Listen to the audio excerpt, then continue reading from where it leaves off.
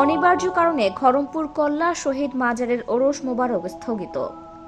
দেশের সার্বিক পরিস্থিতি বিবেচনা করে অনিবার্য কারণবশত ব্রাহ্মণবাড়িয়া আখাউড়া হযরত শাহ পীর কল্লা শহীদ রাদিয়াল্লাহু মাজার শরীফের ওরস মোবারক স্থগিত করেছে মাজার কমিটি। ৯ আগস্ট শুক্রবার সকাল ১১টার সময় খড়মপুর মাজার শরীফ কমপ্লেক্স কক্ষে এক সাংবাদিক সম্মেলনের মাধ্যমে মাজার কমিটির সাধারণ সম্পাদক রফিকুল ইসলাম খাদেম মিন্টু এই তথ্য নিশ্চিত করেন। এ সময় রফিকুল ইসলাম খাদেম মিন্টু এক লিখিত বক্তব্যে তিনি বলেন, দেশের সার্বিক পরিস্থিতি বিবেচনা করে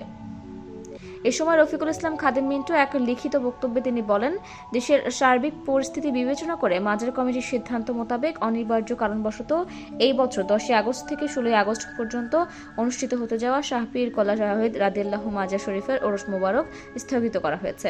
এ সময় ভক্তদের উদ্দেশ্য করে বলেন, যেহেতু মাজারের ওরস অনুষ্ঠিত হচ্ছে না, এ সময় মাজারে না আসার জন্য ভক্তবৃন্দদের কাছে অনুরোধ করেন তিনি। এদিকে মাজার শরীফের ওরস স্থগিত করে এক গণবিজ্ঞপ্তি জারি করেন মাজার কমিটির সহ সভাপতি ও উপজেলা নির্বাহী অফিসার গাজী পারভীন রুহি। গণবিজ্ঞপ্তিতে মাজারের ওরস সময়কালে ভক্তবৃন্দদের না আসার জন্য অনুরোধ করেন।